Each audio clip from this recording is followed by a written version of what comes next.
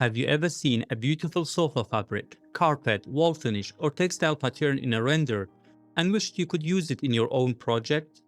Normally, you would spend hours searching texture websites trying to find something similar.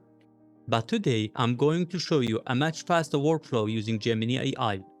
We will take an image from Pinterest, extract the pattern, generate a seamless texture, and apply it directly to our render. Let's get started.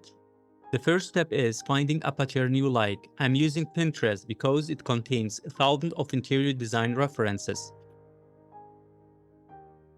Let's use the search bar and type patterned sofa.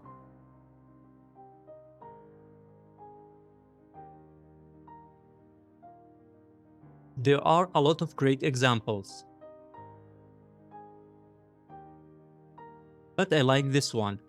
In this example, I found a sofa with a fabric pattern that I really like. Instead of searching texture websites for something similar, I'm going to save this image. You can use this workflow for sofa fabric, curtains, carpets, wall finishes, wood patterns, decorative panels, basically any repeating material. Let's get to Gemini AI. I'll meet you there. First, upload the reference image.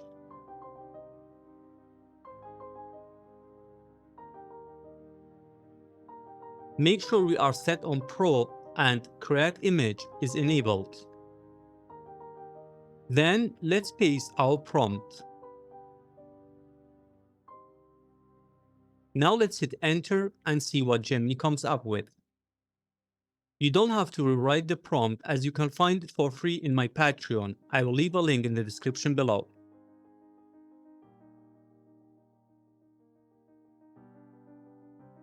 Great! Within seconds, we got a clean seamless texture ready for rendering.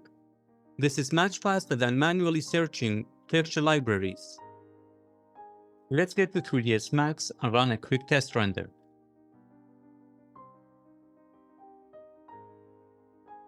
The model was downloaded from an online library, so the UVs are already set up. There is no need for an UV mapping or unwrapping. Let's apply our new texture.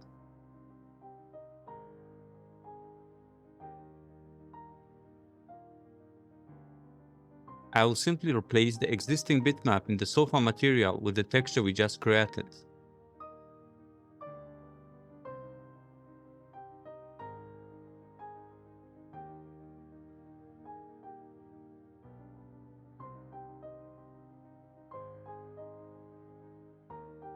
Let's do a quick test render and see how the result looks.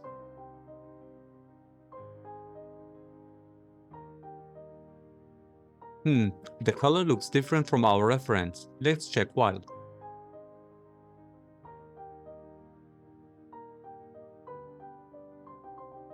Looking at the material setup, we can see that the original sofa material has a color correction map applied.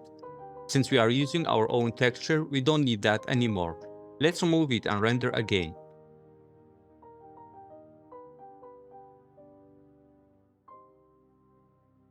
And there we go.